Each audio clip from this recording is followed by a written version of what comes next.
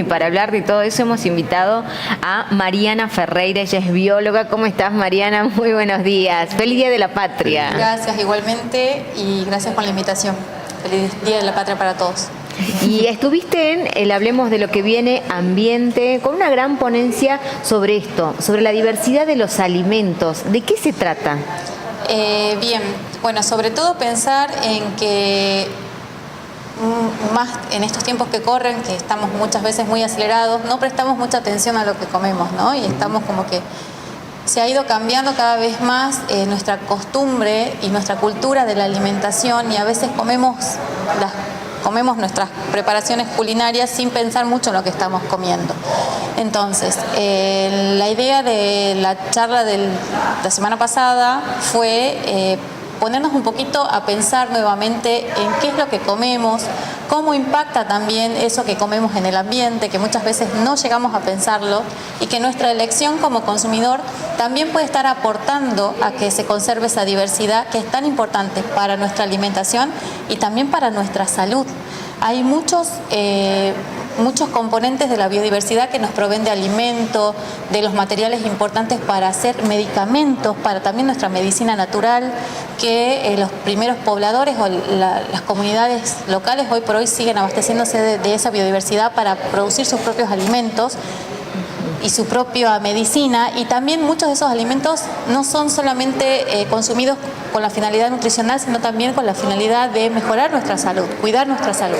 Entonces la invitación era pensar un poco en toda la importancia que tiene esa biodiversidad, cómo muchas veces no la tenemos presente, y después en una segunda instancia también pensar nosotros como consumidores qué rol tenemos y cómo afecta nuestra decisión de qué comemos, qué hacemos cuando producimos mucho más alimento que no consumimos, los desechos que generamos, y cómo eso impacta tanto en la conservación de la diversidad como en el ambiente, ¿no? Que a veces no lo relacionamos y no lo tenemos presente, y que nosotros con una pequeña decisión podemos estar aportando un montón a esa conservación de la biodiversidad y del ambiente. María, nuestra alimentación a lo largo del tiempo ha ido cambiando. O sea, hoy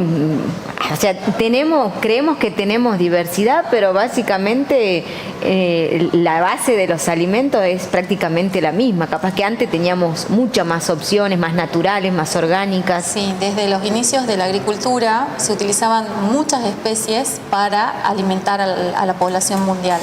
Hablamos de un inicio de 7.000 especies que hoy por hoy se han reducido a 30 cultivos, y de esos 4 son los que aportan la mayor cantidad de calorías que consumimos. Pensemos nosotros, seguramente comemos mucha harina de trigo, maíz, papa, que también, bueno, en el caso de nuestra población también, y el arroz. El arroz también, nosotros quizá no tanto, hoy por hoy sí, pero hay muchos países latinoamericanos que consumen muchísimo arroz, ¿sí? Entonces se ha reducido a esos 4 cultivos, y fíjense que toda esa reducción también tiene un impacto en nuestra alimentación.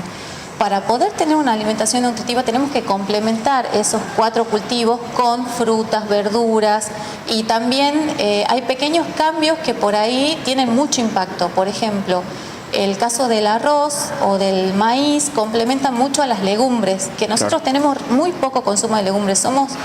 Es más, nuestra región es una región muy importante en la exportación de porotos, y sin embargo el poroto lo comemos principalmente en el locro y no lo comemos más, o en algún escabeche, una vez al año. Y nada más. Hay otros países de América Latina, piensen en Brasil, piensen en Ecuador, en Colombia, ellos comen muchísimo poroto complementándolo con arroz, porque ahí tenés un complemento perfecto entre proteínas que te las provee las legumbres, y también se complementan con el arroz, bueno, con otro cereal como puede ser el maíz, y tenés cubierto, por ejemplo, aminoácidos esenciales que solamente las legumbres no lo aportan, pero complementando los alimentos llegamos a tener una dieta más diversa, supliendo todos los nutrientes que necesitamos. Entonces, de ahí también la importancia de esa complementariedad, de poder nutrirnos de distintos componentes que necesitamos para tener una buena salud.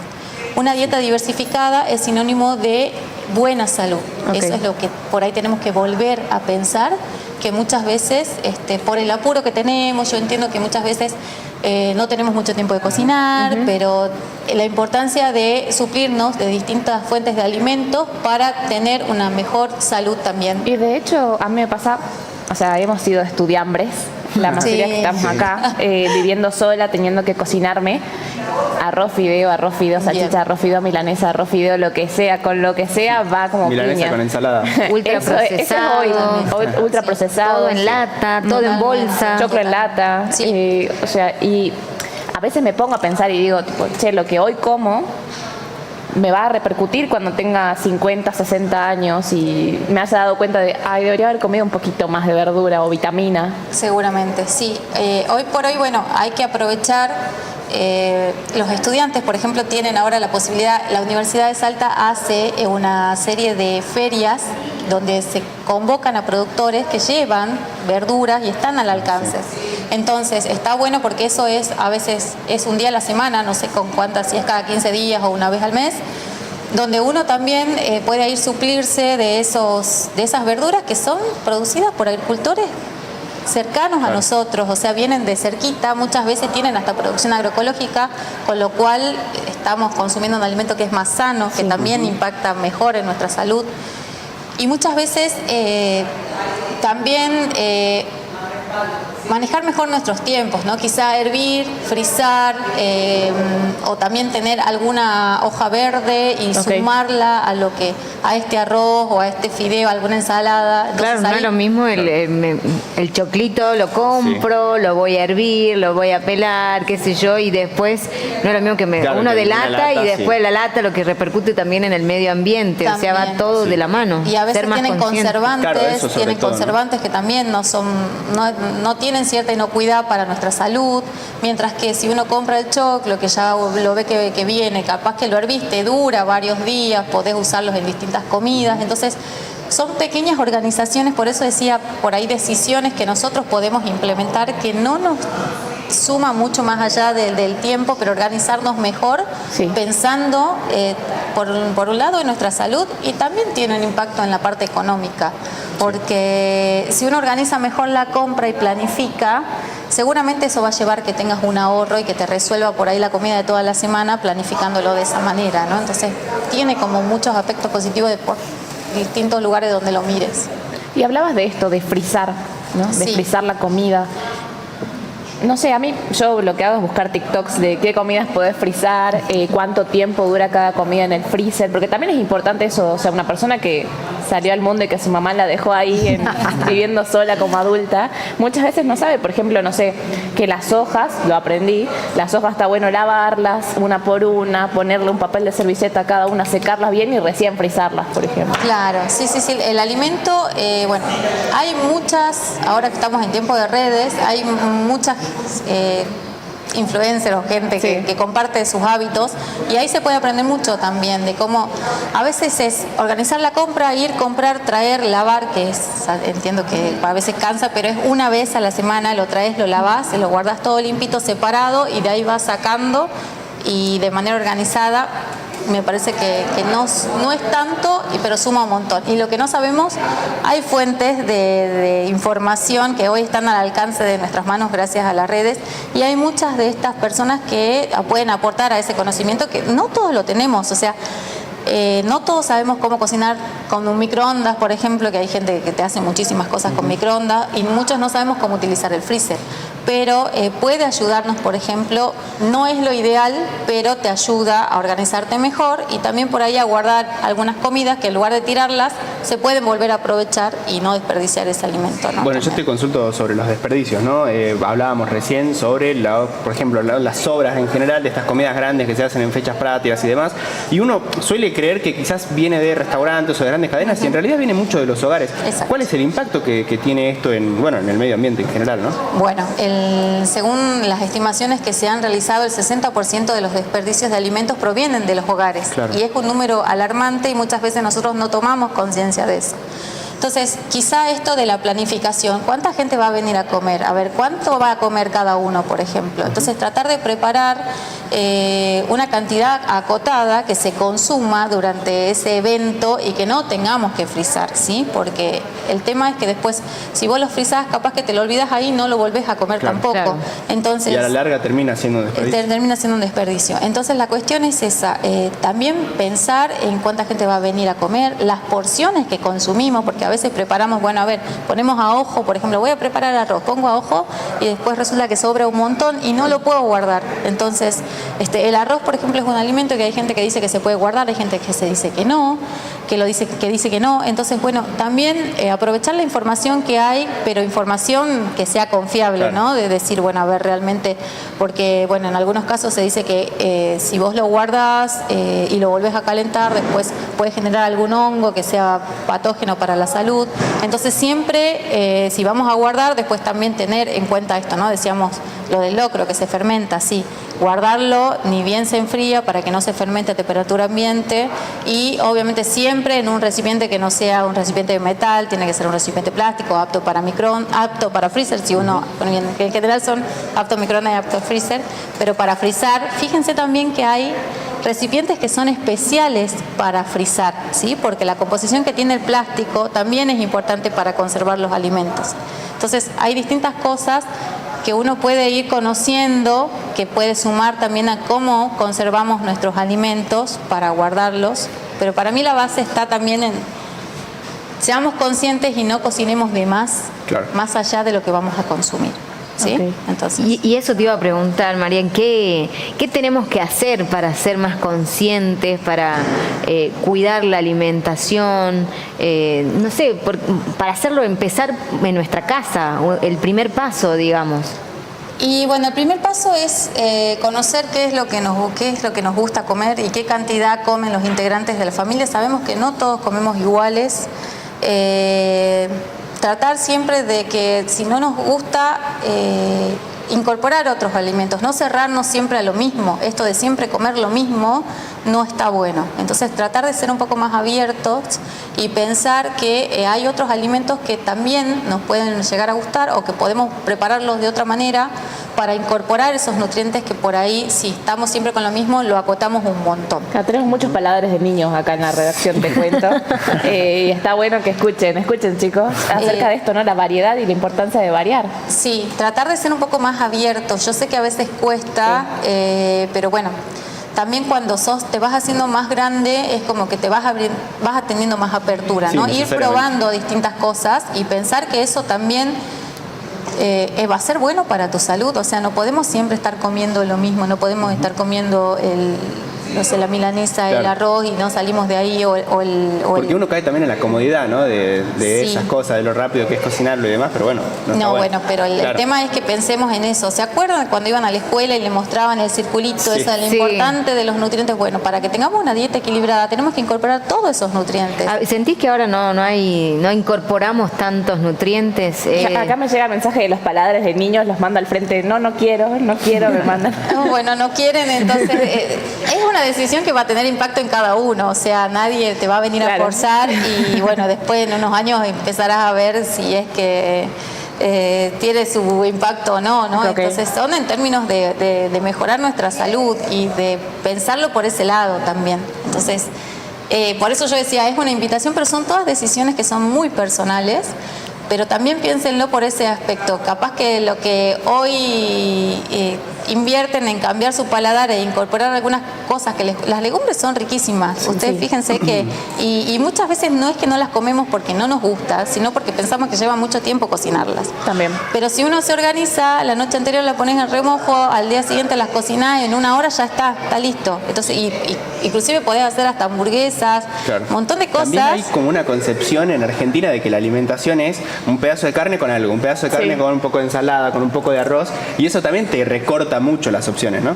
Totalmente, porque nosotros como al tener carne disponible reemplazamos la proteína vegetal por la proteína, claro, de origen animal, que no está mal. La cuestión es complementar, claro, complementar y suplir.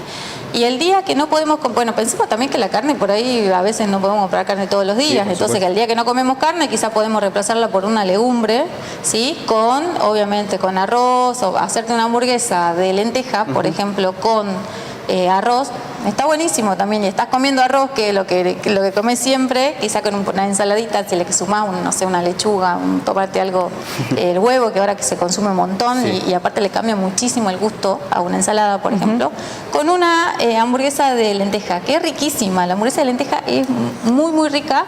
Y la verdad que no te está aportando mucho, una proteína vegetal muy buena. Bueno, Entonces, yo por ejemplo lo que hago es comprar ensaladas hechas, o sea, ensaladas las de verdulería. Está bien, y bueno. eso, o sea, en la verdulería venden ensalada hecha y yo ensalada, condimento, milanesa al horno y un poquito de arroz. Está perfecto mientras Pero lo todos los días lo consumas. mismo, les digo, ¿no? Todos los días la misma ensalada. No me canso, pero bueno. Claro. Y Sé que- yo me quedé pensando en esto que decíamos de los desechos, de cómo guardar la comida y demás. ¿Qué pasa cuando cocinamos con lo orgánico, que ahora todo el mundo hace el famoso compost? Digamos, eso, ¿cómo impacta? ¿Tiene efecto?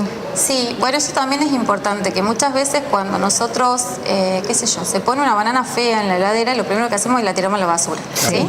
Sí.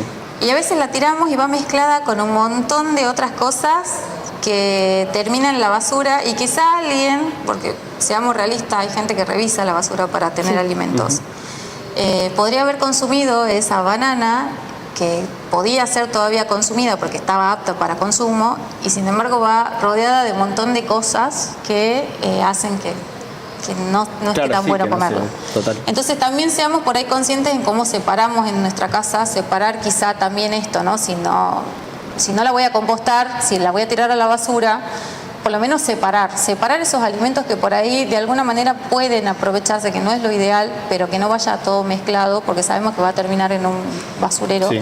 y hay gente que lamentablemente hoy por hoy obtiene alimentos a partir de ahí.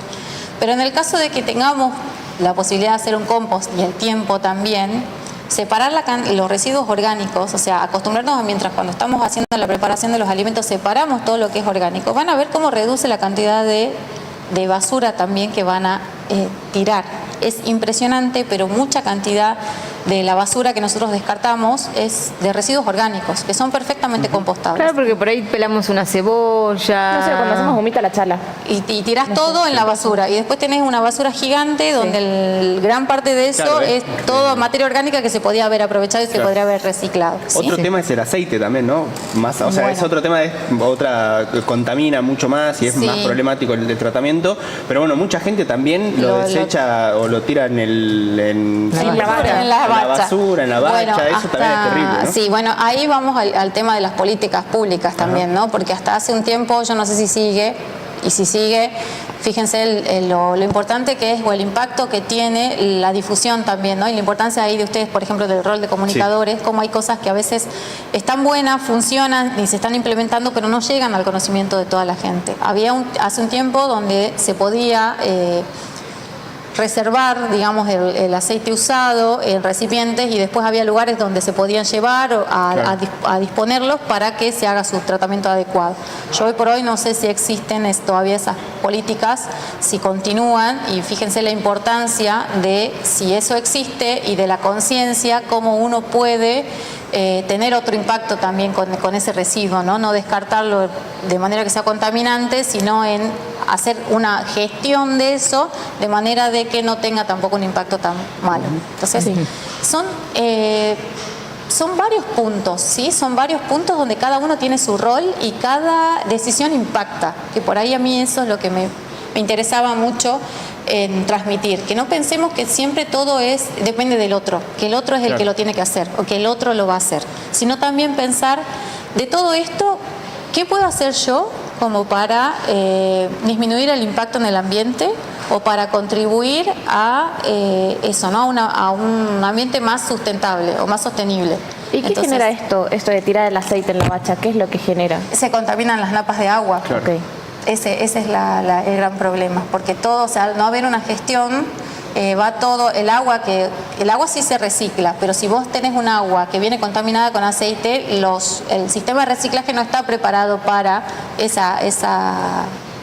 esa separación, digamos, Ok. ¿sí? ¿Y en casa qué se puede hacer con el aceite, por ejemplo? Por ejemplo, había gente que hacía velas o de alguna forma, no sé, pero ¿qué se puede hacer para reciclarlo en casa o para tratarlo de otra forma ese desecho? No, yo hasta donde, la verdad que eso no he visto que hagan velas con ese Velas con olor a aceite. milanesa No, van a No, hacer. lo que sí que Sí. Aromática. vos velas aromáticas, velas con olor a milanesa. Claro.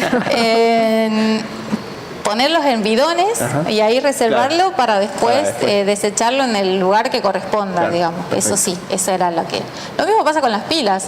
¿A También. cuántas nos pasa que tenemos pilas en la casa, un montón de pilas y a veces no sabemos a dónde llevarlas? Entonces, bueno, esas cosas. O cuestiones cosas también. electrónicas también que llegamos Bueno. a tener. Sí, bueno, y ese es un gran problema también porque siempre pensamos en el avance de la tecnología y que es más barato a veces comprar algo nuevo que arreglarlo a como Sí. estamos, ¿no? Y se va generando una gran cantidad de equipamiento que va Basura quedando obsoleto, electrónica. esa basura electrónica, que para mí va a ser un problema, va a Sí. ser un problema dentro en Y el además corto es plazo. muy tóxico porque una pila contamina un montón de agua. Totalmente. Claro. Y con los residuos electrónicos va a llegar un momento que no vamos a tener lugar donde ponerlos, ¿no? Entonces también, de ahí la importancia del reciclaje. Desde la De- municipalidad hacen también, algo así. Sí, se le piden a la Sí. comunidad determinados días para que puedan Eso me parece desecharlos superbueno. ahí, que es importante también, ¿no? Como lo decíamos en materia de políticas públicas, concientizar a todos sobre estos temas que son importantes, tanto en la alimentación o en cualquier desecho que tengamos. Totalmente. Y a veces poder recuperar algunos de esos elementos electrónicos para reparar, o sea, volver a la cultura de reparar y no de siempre comprar uno nuevo porque es más barato. Entonces, eso también es algo hacia donde tiene que ir la cuestión de la investigación. Hay muchas pymes también, por ejemplo, bueno, no acá en Buenos Aires, que con esto de la economía circular, que recuperan estos restos de equipamientos y los vuelven a poner como un recuperado, digamos. Sí, una segunda vida. Claro, entonces es una opción para que eso ya no quede descartable y sin uso acumulado ahí, que no sirve para nada, sino generar otro producto que es perfectamente funcional. Perfecto. Queremos agradecerte, Mariana, por venir, sacarnos todas las dudas que tenemos y bueno, seguramente te vamos a invitar nuevamente, así que muchas gracias por tu Bueno, visita. muchas gracias a ustedes y bueno, que tengan un buen día.